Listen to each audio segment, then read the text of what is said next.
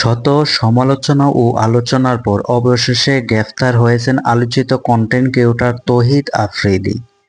একজন স্বামী যতই অপরাধী হোক না কেন, সমাজের চোখে যতই বিতর্কিত হোক না কেন, স্ত্রীর কাছে তিনি সবসময় নির্দোষ, সবসময় অবারণের মতো একজন। ঠিক তেমনভাবেই রিসার কাছে আফ্রিদি ছিলেন তার আশ্রয়, তার পৃথিবী। তাই স্বামীকে যখন নিয়ে যাওয়া হচ্ছিল তখন তার বুকের ভেতরটা যেন ছিঁড়ে যাচ্ছিল। তৌহিদ আফ্রিদিকে যখন হঠাৎ করে বাসা থেকে ধরে নিয়ে যায় তখন রিসা কিছুই বুঝে উঠতে পারছিলেন না। চোখের সামনে এত কালের চেনা মানুষটিকে কে যেন ছিনিয়ে নিচ্ছে, আর তিনি যেন সেই দৃশ্যের এক অসহায় দর্শক। কণ্ঠ কান্নায় ভেঙে পড়ে, আর অপুষ্ট গলায় শুধু দর্শক কণ্ঠটা কান্নায় ভেঙে পড়ে। একটাই কথা বলছিলেন বারবার, আমি যাব, আমি যাব। তাকে বাধা দেওয়া হয় আশেপাশের মানুষ, পরিবার, সবাই চার রিসা একটু স্থির থাকুক, কিন্তু 6 মাসের গর্ভবতী হয়েও সে কিছুতেই থামতে রাজি নন। চোখের জলে ভেজা মুখে কাপা হাতে সিঁড়ি দিয়ে নিচে নামতে থাকেন। এ সময় তৌহিদ আফ্রিদি বারবার পিছনের ফিরে তার স্ত্রীর দিকে তাকাচ্ছিলেন। তিনি বারবার বলছিলেন, আমি শুধু ভয় পাচ্ছি আমার স্ত্রীটা হয় 6 মাসে প্রেগনেন্ট। এই যে একটা স্ত্রীর আর্তনাদ, কান্না, এটা সবাই।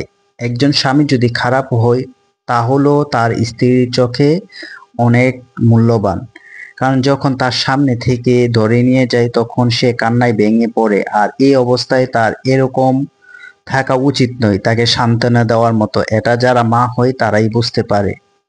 শত সমালোচনা ও আলোচনার পর অবশেষে গ্রেফতার হয়েছেন আলোচিত কন্টেন্ট ক্রিয়েটর তৌহিদ আফ্রিদি। যাত্রাবাড়ী থানায় দায়ের করা একটি হত্যা মামলায় 11 নম্বর আসামি তিনি। এতদিন প্রকাশ্যে ঘুরে বেড়ালেও 15 আগস্টের পর থেকে সরকারের উপর ব্যাপক চাপ সৃষ্টি হয়। তাকে গ্রেফতারের জন্য অবশেষে রোববার 24 আগস্ট সন্ধ্যায় বরিশাল মহানগরে বাংলাবাজার এলাকায় সিআইডি বিশেষ অভিযানে তাকে আটক করা হয়। আফ্রিদিকে যখন বাসা থেকে নিয়ে যাওয়া হচ্ছিল তখন তার স্ত্রী রাইসা অজুরে কাঁদতে থাকেন। এই অজুরে কাঁদতে থাকা তৌহিদ আফ্রিদি বলছিলেন, আমার স্ত্রী 6 মাসে প্রেগনেন্ট। তখন সে অসহায় হয়ে পড়েছিলেন, আর তার স্ত্রী অনেক অসহায় থেকেও তাকে বাঁচানোর চেষ্টা করেছিলেন, আর সেই জানে তার প্রিয় মানুষটার কাছ থেকে ছিনে নেওয়া।